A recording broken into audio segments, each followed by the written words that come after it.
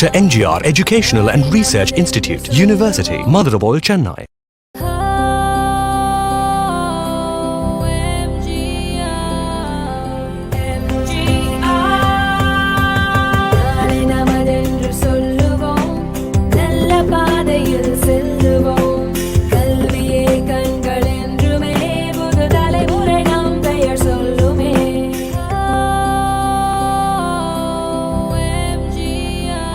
Dr.MGR Educational and Research Institute, University, Madurai, Chennai. Good afternoon. Cheerful hello to all connected here.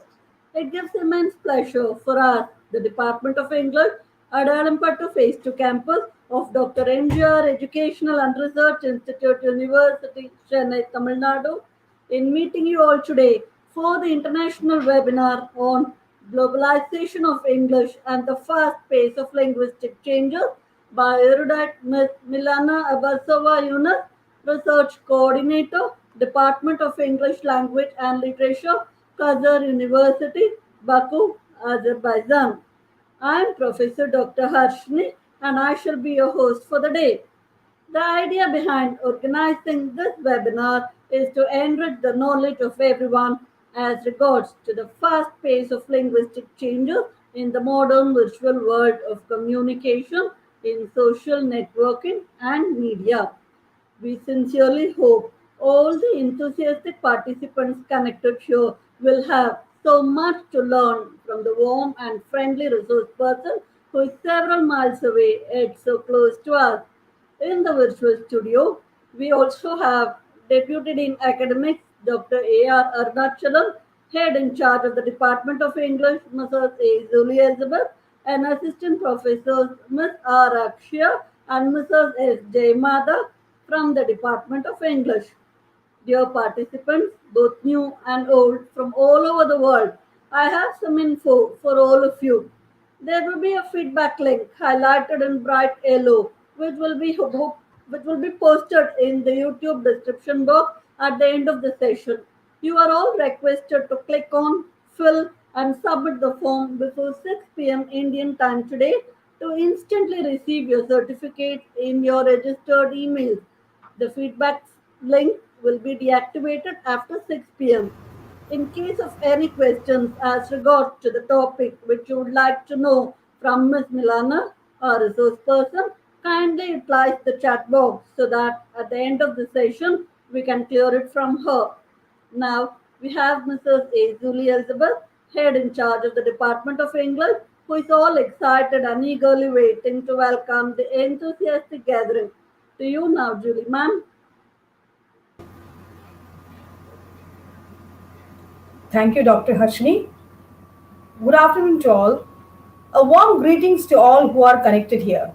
I, Mrs. A. Julie Elizabeth, Associate Professor and Head in charge of English Department Phase II Campus, take immense pleasure in welcoming you all for an international webinar on Globalization of English and the Fast Pace of Linguistic Changes by the Department of English, Faculty of Humanities and Science, Adayalampattu Phase II Campus, Dr.MGR Educational and Research Institute, University, Chennai, Tamil Nadu. First of all, I would like to welcome our respected Founder Chancellor through A.C. Shanmugam and our Honorable President, Engineer A.C.S. Arun Kumar, for providing us such a wonderful opportunity to conduct various programs during this pandemic time. My hearty welcome to Dr. S. Geeta Lakshmi, respected Vice Chancellor of our deemed university. Her radiant smile and innovative ideas always motivates all of us to execute valuable and useful events in the university.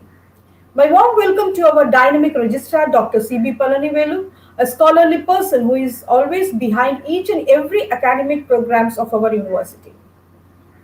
I am very much delighted to welcome our joint registrar, Dr. S. Ramalingam and Dean Dr. S. Manivandan of Phase II Campus for this webinar.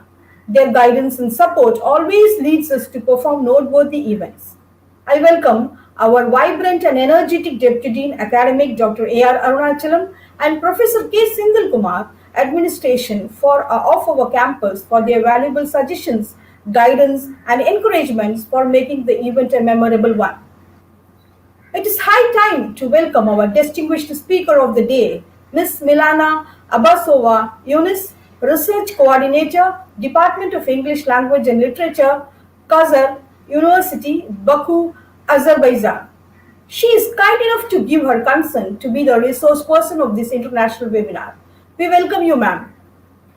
It is my pleasure to welcome the executives, deans, heads, and faculties of both teaching and non teaching of our university. I am happy to welcome the English Department Dean, Head, and faculties for this program. At this outset, I am indebted to greet my beloved participants, research scholars, and students for an international webinar on globalization of English and the fast pace of linguistic changes. Last but not the least, my gratitude to the organizers, Dr. Harshini, Professor, Ms. Jaymada, and Ms. Akshaya, Assistant Professors of the host department, whose efforts are immeasurable for conducting this program. I hope this webinar will explore the fast pace of linguistic changes in the modern virtual world of communication in social networking and media on the whole. Once again, I welcome you all. Be safe and healthy. Thank you. Thank you, ma'am. Your warm welcome should have really worked wonders with all the participants here. I now invite our young and dynamic Deputy Dean Academics Phase II, Dr. A.R. Arnachalam, to deliver the Felicitation Address. To you now, sir. Thank you, ma'am. Warm welcome to all of you. I think very good afternoon to one and all connected here. On behalf of Dr. MGR Educational Research Institute, Adayalampattu Phase II Campus, I would like to welcome you all to this wonderful international webinar on globalization of English and the fast pace of linguistic changes conducted by Department of English. I'm really grateful to my Honorable President for his enormous support towards conducting a lot of online activities, and I really thank him for his kind approval today to conduct this international level webinar. First of all, I would like to appreciate the Department of English for taking such a wonderful effort in organizing such kind of wonderful international level webinars, choosing some core important topics, I could say. First of all, I would like to congratulate the HOD of English Department, HOD in charge of English Department, Mrs. Jolie Elizabeth, and then the other team members without whom this event would not have been possible. I think Dr. P. Harshini ma'am, as well as Mrs. P. Jayamada, as well as Mrs. Akshaya, especially who is also taking care of the technical support. Really, I wish, really it's a teamwork which has been, through which this event has been organized successfully.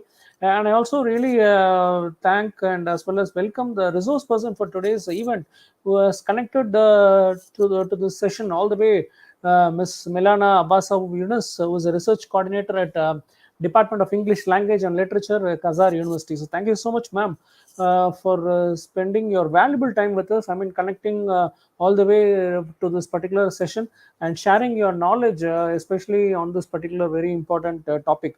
I could say, I think a lot of participants have already registered for this particular event and watching this program live. Really, it's very important to attend such kind of very important knowledge transfer sessions where you could, which could enhance your professional career. This is another day, another event conducted from my university. I once again congratulate the department for successfully organizing and conducting this event. On behalf of University, Dr. MGR Education Research Institute, I once again welcome all the participants for this wonderful international webinar. Definitely, this session is going to add more value in terms of knowledge. I also thank the department for inviting me to talk a few words about this event. So I wish this event grand success and also wish the department all the best. So thank you all. Thank you, sir, for your beautiful and motivating address. It is now time to introduce erudite Ms. Milana Abbasova, our resource person, and we have Ms. Akshaya, Assistant Professor, Department of English, who also is the technical host of today's program, to take up this beautiful task of introducing her to us. To you now, Ms. Akshaya. Thank you, ma'am. It's immense pleasure to introduce our resource person of the day, Ms.Milana Abbasova. Ms.Milana currently is a research coordinator and lecturer of Department of English Language and Literature at Khazar University, Baku, Azerbaijan. She is managing editor of English's LLL International Journal and one of the editorial assistant of Khazar Journal of Humanities and Social Science. Besides, she is an assistant editor at Dictionary and Encyclopedia Center of Khazar University. She has taught and conducted research in different countries, and her interest is really in social linguistics, language planning, and policy. She has published some journal articles and monographs on variety of topics in social linguistics and also presented paper at international conference. We are honored by your presence on this occasion, ma'am. On behalf of our department and university, we wish you all success in future endeavors. Thank you.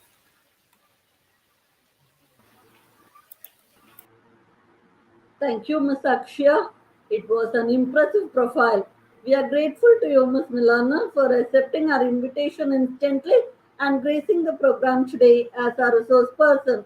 We are absolutely certain that your talk is going to open new frontiers and be an extraordinary one, similar to you and your fascinating profile. I now warmly invite you to the studio to enlighten the audience. To you now, ma'am.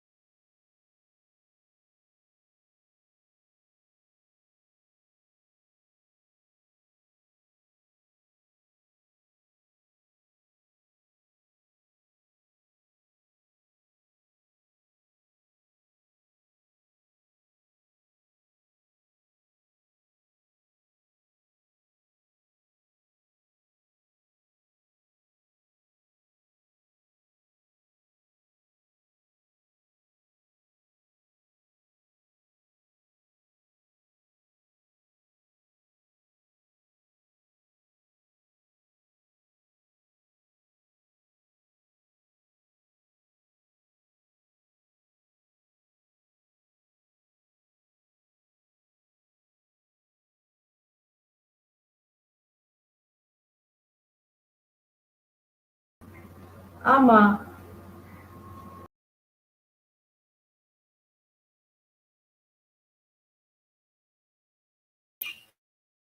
Hello, ma'am. Can you hear me? Ma'am, actually, you have muted your mic. Please unmute your mic.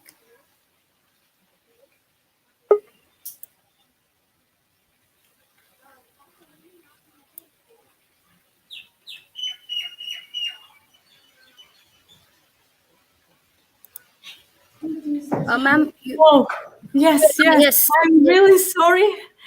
Oh, I'm No really problem. sorry. No problem. Yeah. No problem. Okay, let me start from the beginning. And I have shared my, you see me just. Okay, thank you for the great introduction. And it's my honor and pleasure to be invited to this academic get-together and act as a proud presenter. I would love to express my sincere gratitude to the president of the University of MGR, Dr.MGR Research and Education University in Chennai, India, Dr. RASCS Arun Kumar, for this great opportunity. And I also highly appreciate the opportunity bestowed on me to share a set of research insights I consider worth your while at this international webinar of your university held by Dr.MGR Research and Education Institute in Chennai, India. Thank you so much, and I'm really excited about that I wasn't audible. Sorry for that. Yeah, so today I'm going to talk about the globalization of the English language and the fast pace of linguistic change. And let me just share with you my screen and my PowerPoint. Let me just...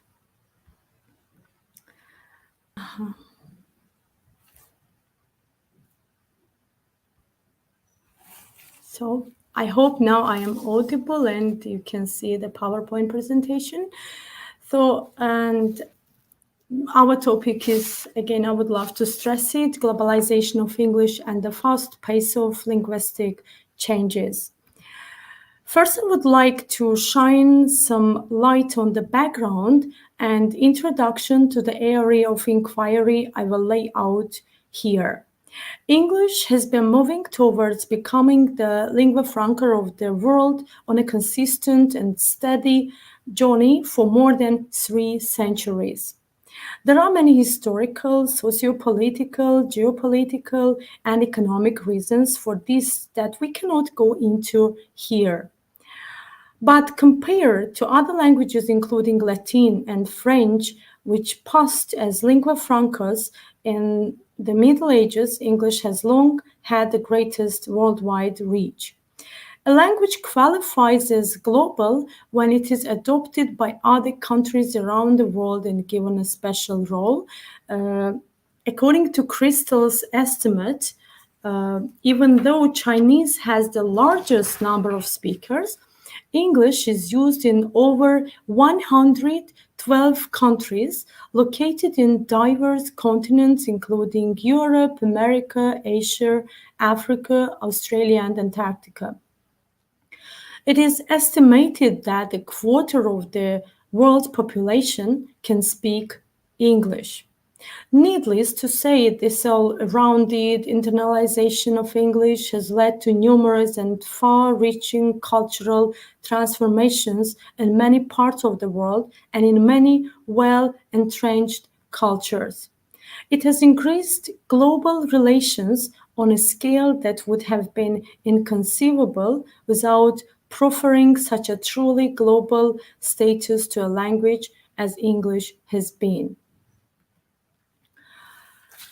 As we know, the use of English in diverse regions of the world is not the same. Braj-Kachur's Threecircle model classifies how English has been acquired and is currently spoken. The inner circle that you see in the PowerPoint presentation consists of countries where English originated before spreading to other parts of the world. Nations under this category use English as their primary language. So the UK, the USA, Canada, Australia, New Zealand, and Ireland are some of the countries that fall under this circle, with native speakers of English comprising most of their speech communities and English used as a decided means of communication on every dimension of social practice. By a not so updated estimate, approximately 380 million individuals are currently inner circle speakers of the English language. On the other hand, the outer circle encompasses the non-native settings where English has been adopted as a second language. The English language spread into these regions as a result of colonization by Great Britain. Singapore, Malawi, India, Malaysia, and Kenya, and some few examples, few examples of places that have accommodated English as their official language. About 150 to 300 million people globally constitute the outer circle.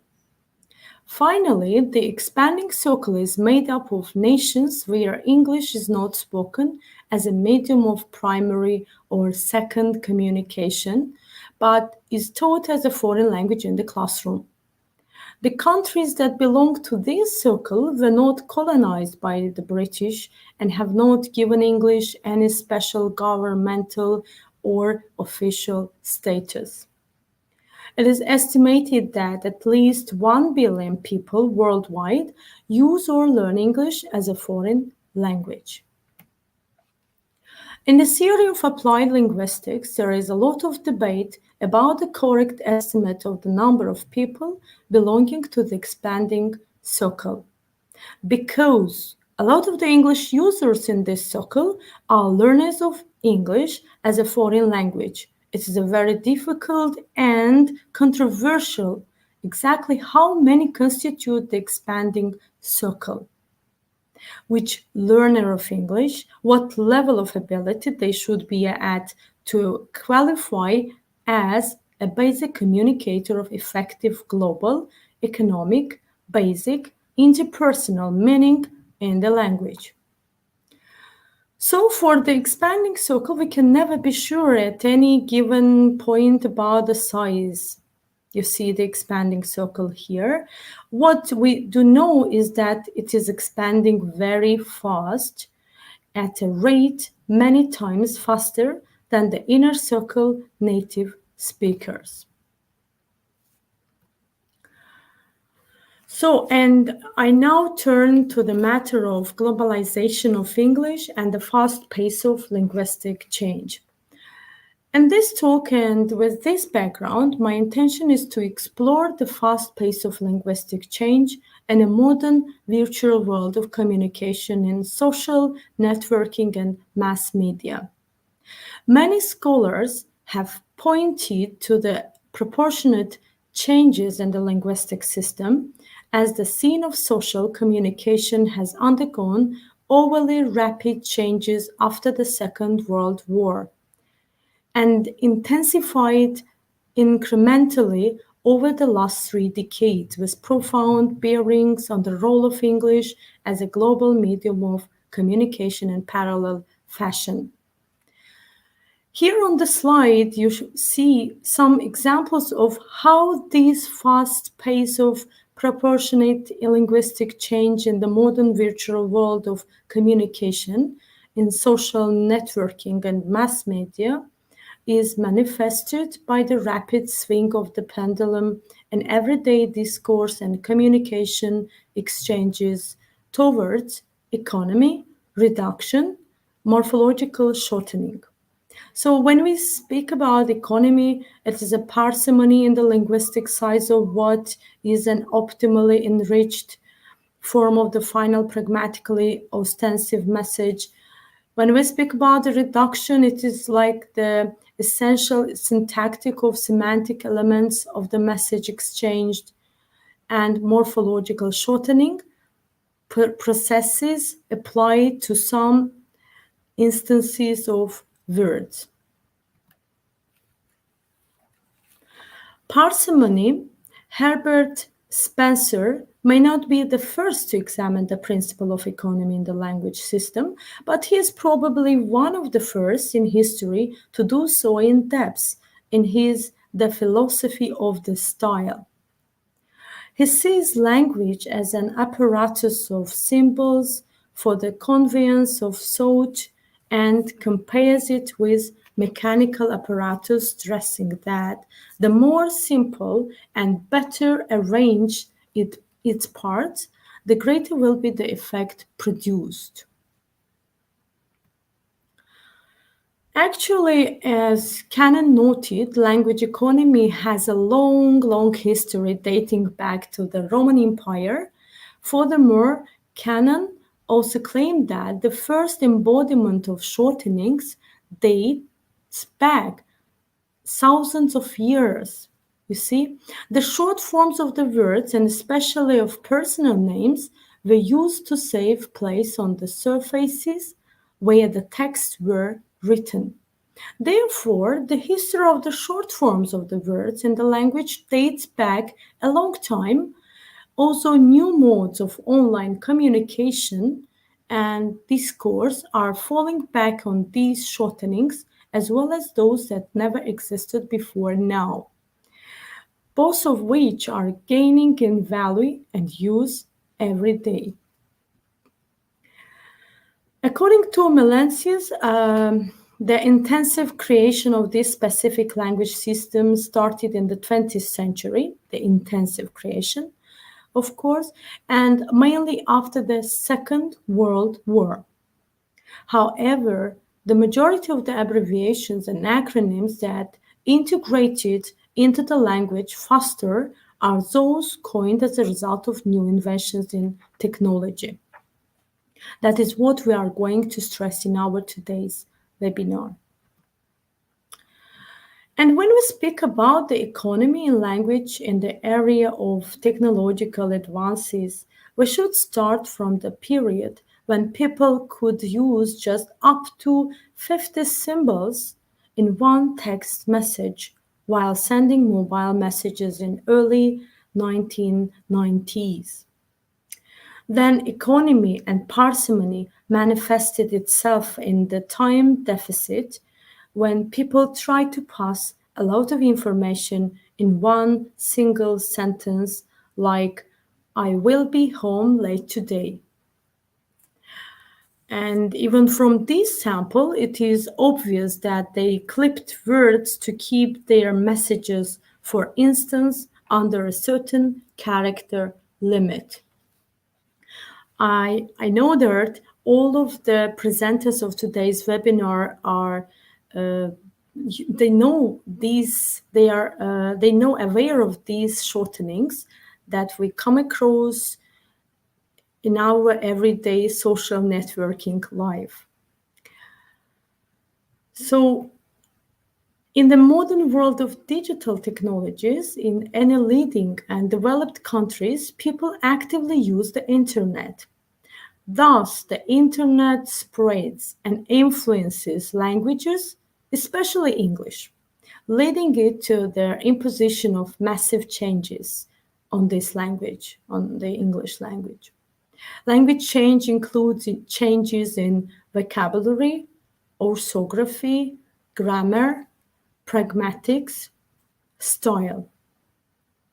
Changes in form and usage have caused some linguists to think of it as a new language called Internese.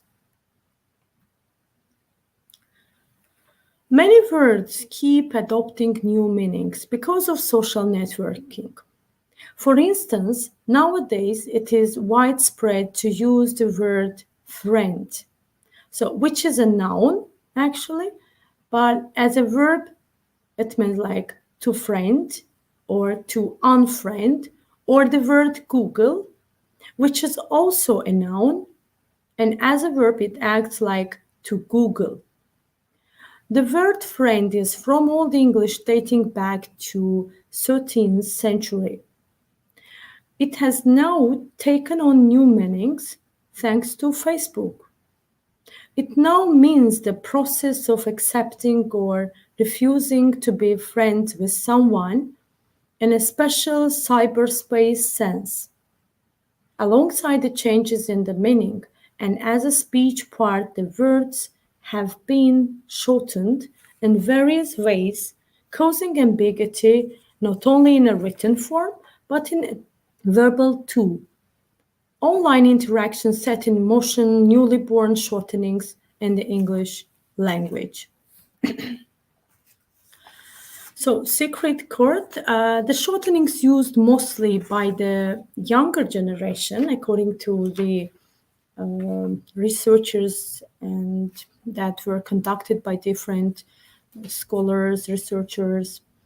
So the shortenings, they mostly tend to use common images, and which are hardly understood by adults. So you see them on their screen, on the slide that I have shared.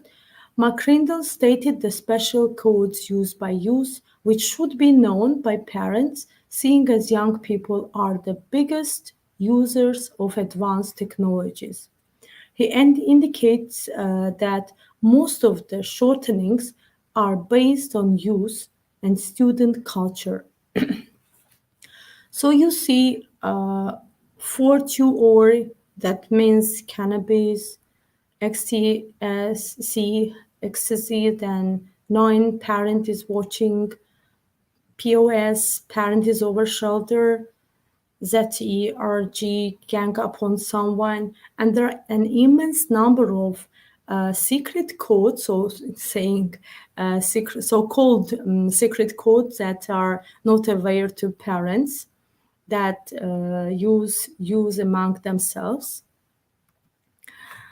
So, and how it happens, actually, their shortenings are divided into some different, they are classified into different types, like reduction of vowels, you see as tomorrow, you see thank, you see work, and the replacement of syllables or letters with numbers, they are called numeronyms. For example, in the word forget, as you see in the slide, there is 4, the number, as a numeronym. You see, and the word get. Of course, it happens because of the pronunciation, not the written form of the word. Tomorrow, again, you see number 2, and morrow there, and the word great. But again, I would love to stress it that there are lots of, an immense number of words, numeronyms, that I cannot show all of them here in one slide. That's why I've put there just very few sample of them. Let's speak about punctuation marks and their uses. Use of punctuation marks for expressing the total mood or idea. In fact, one of the most essential aspects of language are punctuation marks. Although they are not really visible in spoken language, they have always been paramount in the written mode. They can change and give new meanings to sentences. They signal when a sentence ends or starts. And just by looking at them, one can understand the context and the meaning of a sentence. In contrast to what happens in English, the interrogative sentence in Azerbaijani is built up with the help of intonation or merely the relevant punctuation marks. And let's see the samples from both languages, from Azerbaijani and from English language. And let's see, and you see, sen Hindistan'ı sevirsen. It is an affirmative sentence, which is translated into English language as you love India. So in interrogative sentence, as we see in terms of word order, there is no change in Azerbaijani language. In interrogative sentence, we say in Azerbaijani language, we say sen Hindistan'ı sevirsen. It is a question. And do you love India in English language? And as we see in terms again of word order and spelling, nothing changes in Azerbaijani language. But in English language, we deploy a sort of syntactic rules like adding an auxiliary verb due to the beginning of interrogative sentences. Okay, so, and punctuation marks work towards preventing ambiguity in English language. For example, whether you hear your grandma saying, "It's time to eat, kids," or "It's time to eat, children." So rather than "It's time to eat, kids," you might have a very different reaction to her. The word order in both sentences is the same. However, just by inserting the comma in the second sentence, we give a completely new meaning to the sentence. In the first case, grandma sounds like she is suggesting that we go and eat children. But in the second one, she's just telling the kids that the time to eat has come, and she addresses children. So you see the difference here. Let's see what happens with punctuation marks in social networking and mass media, how people nowadays use in advanced digital world of technology, they use these punctuation marks in social networking and messages, texting. Okay, so there is an important consideration here, again, to do with the historical mode of the development of new online discourses. Even though the standard correct use of punctuation is still important in books, formal letters, and messages to the public, with modern technology and a different code of languages that young people especially have started to use, punctuation seems to no longer be considered as important as before, unfortunately. In the samples given in the chart, you can find different meanings of combined punctuation marks. I'm sorry.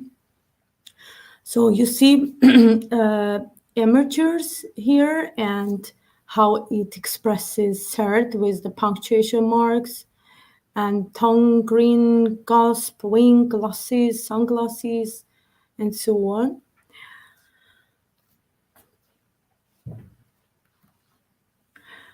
Okay, sometimes punctuation marks are omitted, although they should be there, you know about it.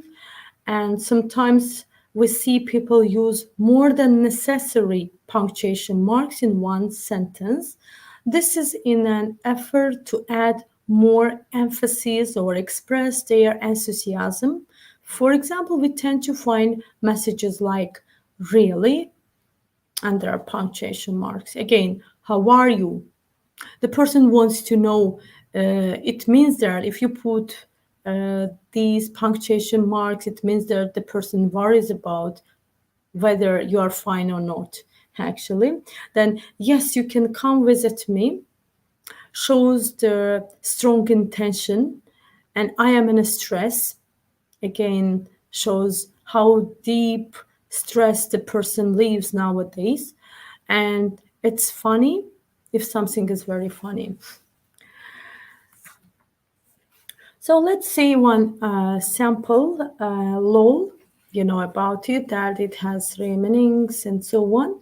From the samples we went through, it is clear that in the current period of time, social media has tremendously affected the global use of English with the deployment of an immense number of neologisms, shortenings, including abbreviations, acronyms, numeronyms, logograms, and emoticons. Social media is making its presence felt as old words get a new meaning and shortenings creep from the written language to the spoken or casual modes of message exchange, sometimes causing ambiguity. For instance, according to David Crystal, lol is one of the most frequently used shortenings in both written and spoken modes. If we don't speak about the OK, that is also a shortening. This in the second place we can put, of course, lol, and that is the most frequently because people use it in their texting via social media. Okay, so and when we touch upon the issue about ambiguity caused in texting on social media, it always reminds one of something that still makes me lol. I mean, laugh out loud. I had a very intelligent student who always used to tag everything with lol in all the text messages she sent me via social media. And I tried to find funny things in her messages, but I failed. I always fail. Okay, she always put this lol everywhere in all her, at the end of all her sentences and so on. I started to suspect that she confused the real meaning of the abbreviation when at last she sent me a message like, "My friend from the college died in a car accident," and lol. Only after that I was able to figure out the real idea, what she meant till that time. It was not lots of laugh or laugh out loud this time. Rather, she meant it as lots of love. And if I ask the audience here if they have had a similar experience as mine, I am sure a great many would love to share some similar stories. Then please feel free and text your experience and the shortenings you use most in the comments. Let us know in the comments your favorite shortenings, the shortenings you come across most frequently. And some people accuse the younger generation of spoiling the English language with all these diminutives and economical uses and so-called distortions of language norms and resources. But the earliest examples of this phenomenon go back on the 19th century, which means it is a long tradition, not a modern oddity of useful laziness. What is the crucial dimension here is the fast advent of advanced technologies which have accelerated the rate of this process. And when we accuse the younger generation, probably it's not good to do so. It's not right to think in that way, because nowadays all the generations use the languages, they are native languages as well, not English, only English language. And this way, just with shortenings, just with emoticons, using lots of punctuation marks, different meanings of their numeronyms. And it's really very interesting that we can come across the numeronyms that we cannot guess the meaning of it. It's like a really secret code it can be a secret code even between two people, not the mass, of course. And this is one of the, let's say, mysteries of this technological advanced period of the world, not only in English language, but majority, of course, happens with English language.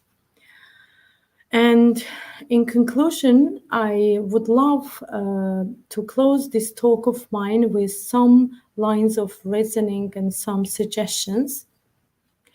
I want to resonate with some important scholars in the field like Eckert and Johnston, and argue that it seems changes in the sociolinguistic demands of place, situation, social and emotional bonding, and online distance communication have continued to exert considerable parallel and instant reshuffling in the surface linguistic realization of talk and discourse.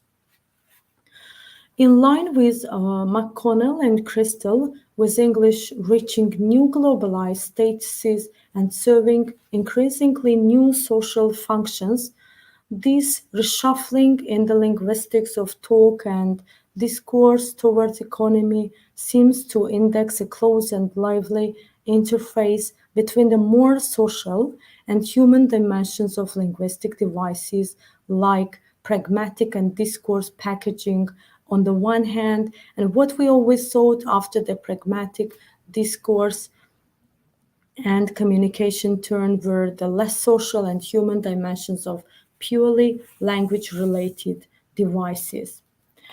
This, of course, lends support to the new realm of cognitive sociolinguistics championed by people like Potts and Schneider, it addresses itself exactly to this concern.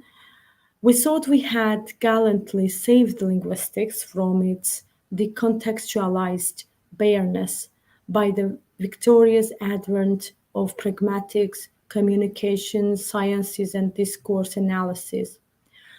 Yet here we are in the thick of the modern virtual written online communication plug, with linguistics responding faster than anything else to changes in the social layer and the sociolinguistics, as echoed by scholars like Cronenfield, Milroy, and Lucas.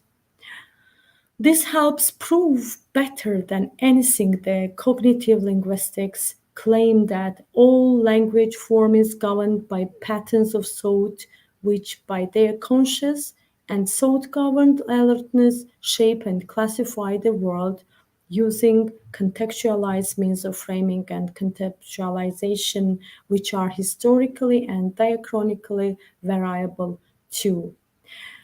As one dimension of cognitive sociolinguistics, cognitive linguistics studies and proves this diachronic variability in the linguistic means of communication at different historical junctures in line with sociolinguistic and socially layered demands of the times.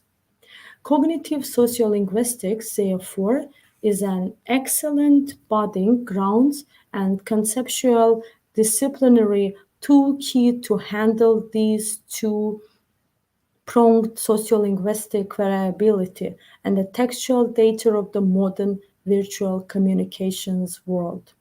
With this, I bring this to a close, and I thank the audience for bearing with me. And here you can find the references that I used for today's webinar. Thank you for your kind attention.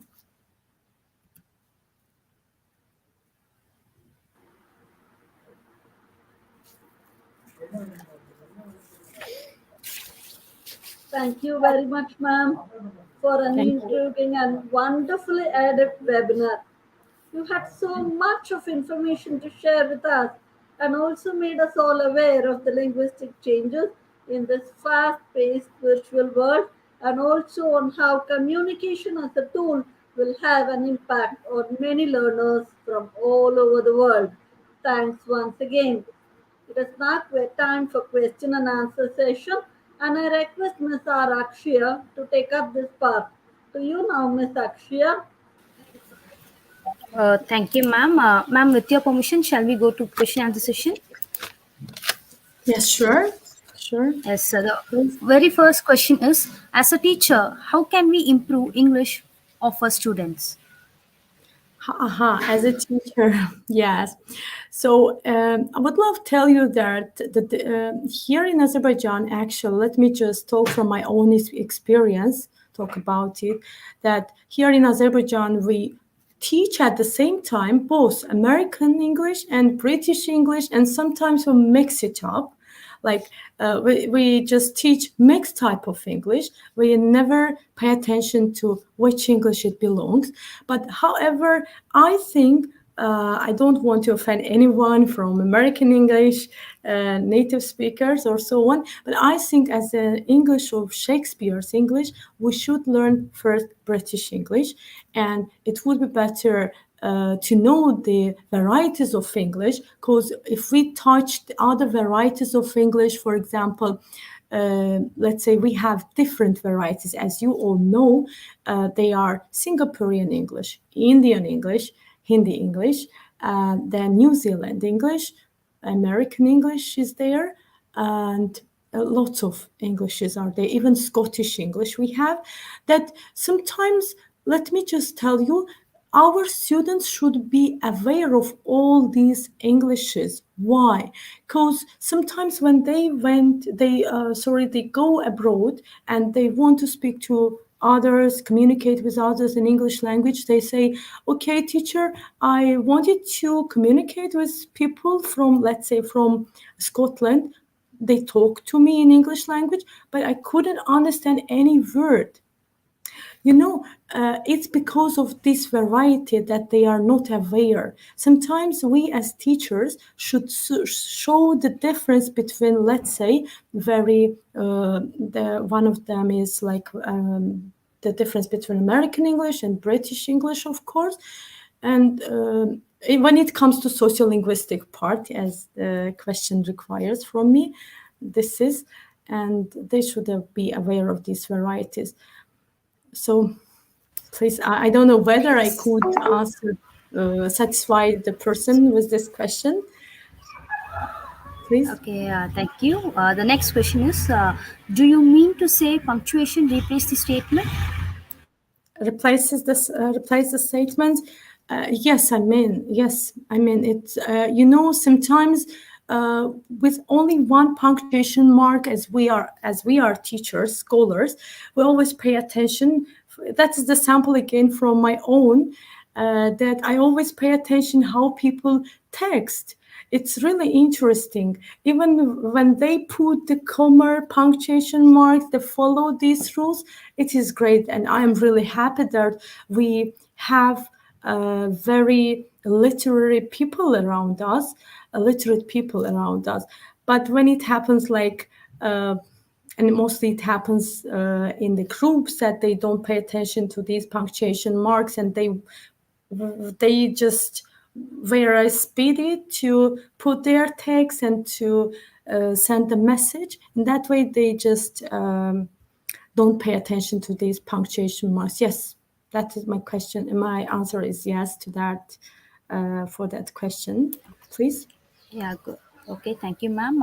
So the next question is, how can we connect language to employment? Oh, language to employment. That's really also a very good question. I'm aware of some countries, the situation in some countries, as I also teach language policy and planning. So from our country's the experience that I have here in Azerbaijan, one of the requirements is knowing languages, at least Russian or English language, and in the best case, it's to know both of them. And if you know none of them, that is a problem. So the employment and knowing language is that is the if we want to integrate to the world, right, we should know any language, any global language. And for nowadays, in this period of modern time of technologies, it is due to English language that we can communicate easily, we can share our thought, we can share our knowledge. And I think it's very important. It's very important to know one of the main languages of the world, and mainly English. Please. Yeah. Yes. Okay, ma'am. The next question is, does watching animated English movies can improve our vocabulary? Yes, I would stress this one, that yes, of course, watching YouTube channel in nowadays, technological advances, gadgets, they just leave a very good part for us to be able to hear this language, right? Even if we are not in a foreign country, for example, an English speaking country, we can just watch videos, right, and have an exposure of this language in that not in that country, but virtually. So when it comes to watching animated English movies, I would say yes, of course, but not all of them. That as we see that there is easiness in everything. People want to make everything in an easy way, right? In a very short way. refers to animated English language as well, right? Because we have many animations, that cartoons that our children cannot learn anything from those cartoons. So I would love our parents, the parents that ask this question, to be very careful with when we find the selection of these animation cartoons in English. But it is one of the good ways to improve vocabulary, of course. Yes, thank you, ma'am. So, one more question. Language learning should start through learning and feeling every syllable and word. What is your opinion? Yeah, of course, language learning should start through learning, feeling every syllable and word. But from my own experience, I would love to say that younger learners, they learn the language not feeling it. They don't feel it. They just have an exposure to the language, and they hear it, they use it, they don't feel the words as we adults feel it, right? Even there is a difference between teachers of English language who really feel these words, of any language teachers or any language teachers. They feel every word, every single, let's say, combination of even words, sentences, everything, right? But in the case of young learners, it is not the same. So it differs according to their age, of course. It differs according to the age. That is my opinion. Yes, ma'am. One more question. How to give the knowledge of phonetics to the students and use of phonetics in various parts of the world? How to talk using the phonetics? How to give the knowledge of the phonetics to the student and the use of phonetics in various parts of the world, and how to talk using the phonetics. Yes, it's I think there are very good samples from let's say ELT, like teaching English language, and there are different scholars have found different ways how to acquire, how to just deliver this language to younger learners and so on. And here we have even Jolly Phonics, right? Here, very, let's say, kids, children can learn the language just knowing the sound, the phonemes, the phonetics of the language. But again, it comes to how you feel the language. Because when you will say, when we are adults, when we are not young learners of English, okay, when we are the teachers, for example, in that case, yes, using the phonetics, then properly pronunciation is really very it's very essential, because we spread this language as being English teachers. But for others, it's not important. I think it's the main thing is to share their knowledge about other, let's say, other spheres of life. Because as a biology, let's say, teacher, for example, if you know English, that is great. In our case, because English is not a native language or an official language here in Azerbaijan. It is just a third, or let's say, even not a second language here in Azerbaijan.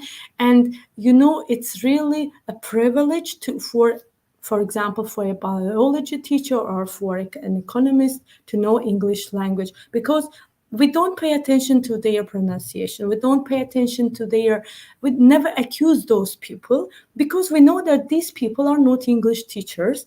And for them, it is very important to deliver, to tender what they know about their own science. I mean, the sphere that they learned, that they are good at. Yes, okay, ma'am. Thank you. So, I think we can come to the end of the question answer session. Thank you for answering all the questions. Thank you. Thank you. Thank you so much. Most welcome. Thank you, Ms. Milana and Ms. Akshya. Special thanks to Ms. Milana for patiently and effectively answering all the questions We now have Mrs. S. Jayma, the Assistant Professor, Department of English, who is all set and fervently waiting with immense gratitude for everyone who helped in the successful conduct of today's webinar. I shall call her now to the studio to propose the vote of thanks. To you now, Jayama. A very good evening to one and all present here. It's my privilege to have been asked to propose the vote of thanks on this occasion. Firstly, I would like to thank our Lord for countless blessing and making the day magnificent one.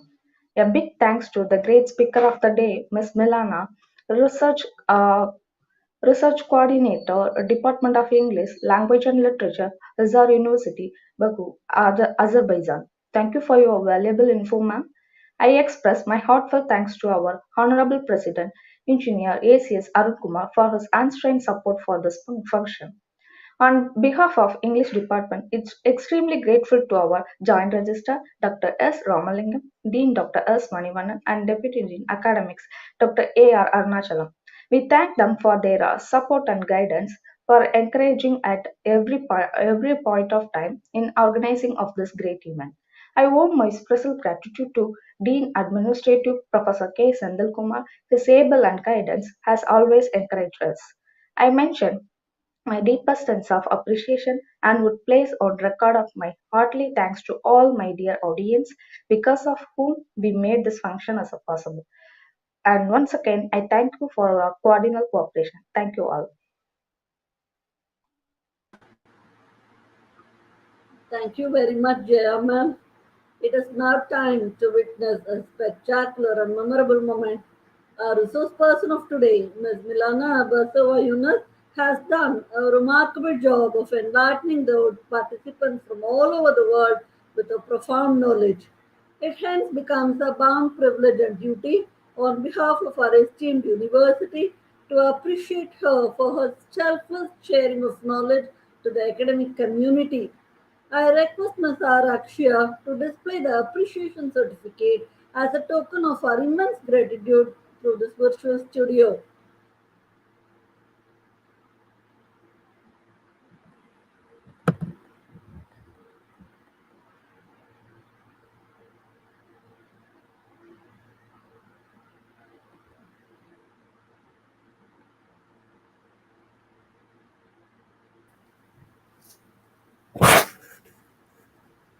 Kindly accept, ma'am. Kindly Yeah. accept our appreciation certificate. Thank you. Yes, and I would love to tell just a very short speech again. Gratitude, to show my gratitude. Okay. Thank you very Yeah. much. Thank you so Thank you, Ms. much. Akshya. Yes. Yes. Thank Okay. you, Ms. Akshya. Now, dear participants, this is again information for you. The feedback link is displayed in bright yellow and is now active in the YouTube description box. You are requested to click, fill, and submit the form before 6 p.m. Indian time today to instantly receive your certificates in your registered emails. The form will be deactivated after 6 p.m. Ever since the inception of virtual programs, it has been a policy of our university to avoid sharing the presentation slides to the participants.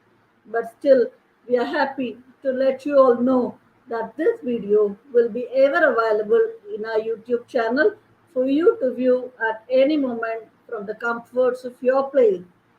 We have now come to the fag end of the program, and we are extremely positive that the academic world would have gained the needed knowledge out of the topic.